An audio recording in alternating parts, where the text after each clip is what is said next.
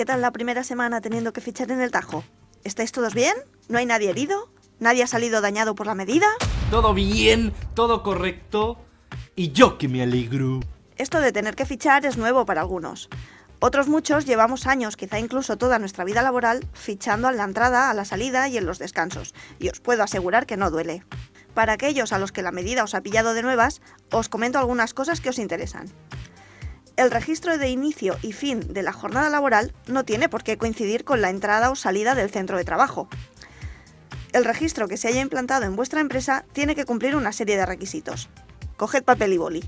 El modelo pactado, o impuesto si en la empresa no hay representación sindical, debe ofrecer fiabilidad y acreditar que no puede ser manipulable ni modificable a posteriori.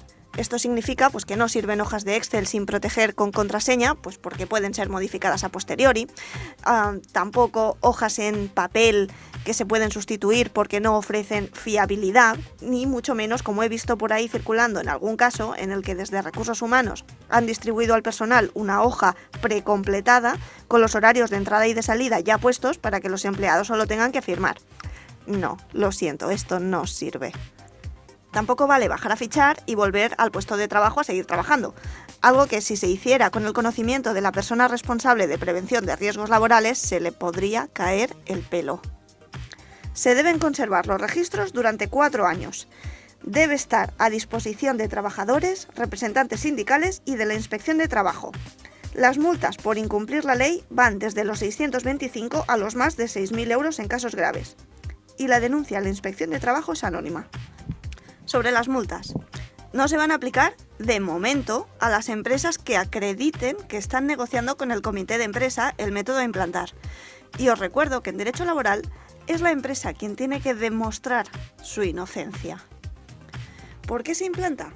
Para proteger al trabajador de la explotación sistémica y de la vulneración sistemática de sus derechos laborales.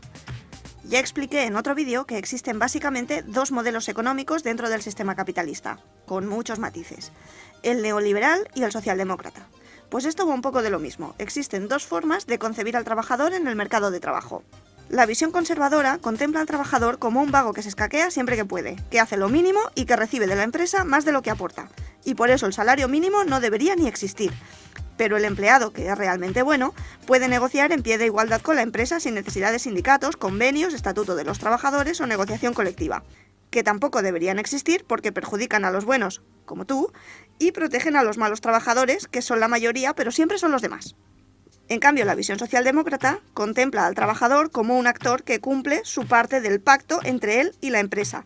Va a trabajar y realiza las funciones acordadas a cambio del salario estipulado, mientras que el empresario es quien invierte su capital y obtiene beneficios. En otras palabras, el trabajador pone su fuerza de trabajo a disposición del empresario, que la compra por un precio, y el beneficio del empresario es la parte del valor del trabajo del obrero que no se le paga, es decir, la plusvalía. Según esta visión, es el trabajador quien aporta más de lo que obtiene en esta relación.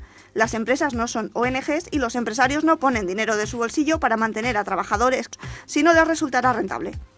En este contexto, y más con los niveles de paro en España, es la empresa quien tiene mayor poder de negociación, mientras que el trabajador es quien está en una posición de vulnerabilidad. De ahí la necesidad de crear estructuras de protección y de equiparación en la relación de poder, como son los comités de empresa, los derechos laborales, los convenios colectivos, etc., que no dejan a cada trabajador individual sometido a la arbitrariedad del jefe de turno. Cuando en su momento se implantó en las empresas la obligatoriedad de fichar para controlar el horario, fue una medida impuesta desde la dirección de la empresa bajo el paraguas de la primera visión que hemos descrito, la del trabajador vago que se escaquea siempre que puede y obtiene de la empresa más de lo que aporta. Sin embargo, la tendencia ha sido hacia la progresiva desaparición de la práctica de fichar, y no porque fuese inviable en algunos sectores, sino porque en la práctica el no llevar un registro de las horas de trabajo efectivas conlleva que se hagan horas de más, y no de menos como promueve la visión neoliberal, y además esas horas extras no registradas que no se paguen. No es un asunto tecnológico, sino ideológico. El avance de la tecnología hace posible precisamente que aquellos puestos con un horario flexible en movilidad puedan registrar también su jornada laboral. No hay más que ver quién se queja de la medida, la patronal y los partidos de derechas. Yo para las decisiones políticas aplico el mismo criterio que para el feminismo cuando tengo dudas. Si lo aplauden los señoros, feminista no es. Pues con esto lo mismo. Si una medida política es aplaudida por la derecha y por la patronal, es que perjudica al trabajador seguro. Hay una expresión que lo define perfectamente. Reunión de pastores, ovejas muertas. ¿Es una medida que va a perjudicar a la economía? Pues depende de lo que entiendas por economía, la prohibición de la esclavitud y del comercio de esclavos puede ser una medida que la perjudique, claro. Personalmente pienso que no. Al margen de lo que opino sobre obligar a hacer horas extras no pagadas, esta es una medida, igual que la subida del salario mínimo, que va encaminada a poner más dinero en el bolsillo de la gente. Algo que a la derecha le encanta, si lo habréis oído repetir un montón de veces cada vez que prometen bajadas de impuestos. Poner más dinero en el bolsillo de la gente. La cuestión es, ¿de qué gente?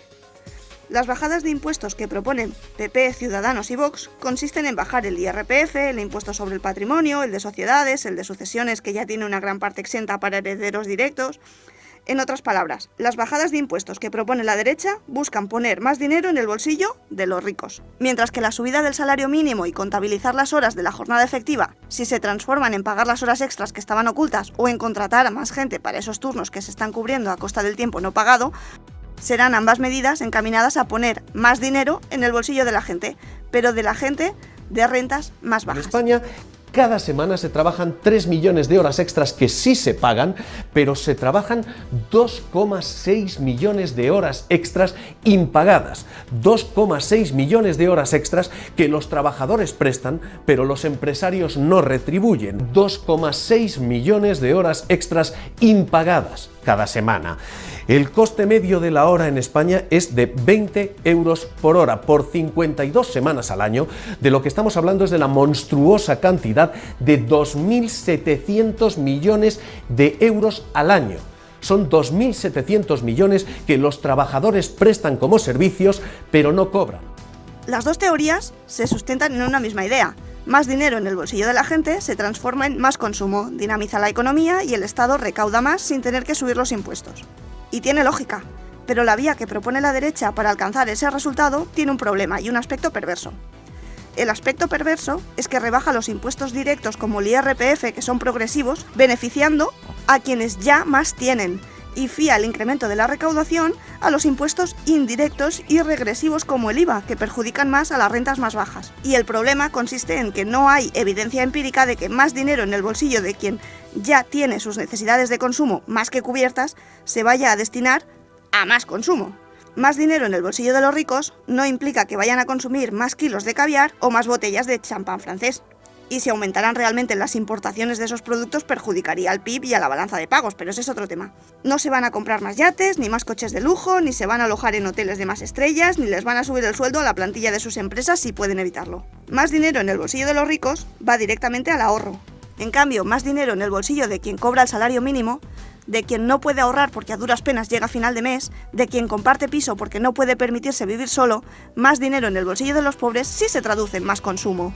Que te suban el sueldo de 600 y pico a 900 euros sí se traduce en más consumo. Si antes no llegabas a final de mes, con esos 250 euros de más, igual ahora ya sí puedes permitirte ir al cine de vez en cuando, cosa que antes no podías. Con un poquito más de dinero en el bolsillo de las clases más bajas, ahora igual sí puedes permitirte salir a cenar fuera alguna vez, algo impensable si no llegas a final de mes. De comprarte la ropa en el Primark cuando ya no te queda más remedio a darte algún capricho en el Zara de vez en cuando, pues esa diferencia significa más consumo y reactivación de la economía. Y estoy hablando de pequeños gestos, no de tirar la casa por la ventana. Ir al cine, salir a cenar, comprarte algo de ropa de vez en cuando, cosas muy, muy básicas, que antes no se podían permitir y con más dinero en el bolsillo de las clases más bajas sí pueden. Y ni siquiera entro ya en la justicia social que hay detrás de que un sueldo a jornada completa debería darte como mínimo para vivir con dignidad y no para sobrevivir en precario con unas condiciones de vida cada vez peores. Así que mira, en un contexto capitalista, con un partido socialdemócrata en el gobierno, medida que joda la patronal, medida con la que yo estoy de acuerdo.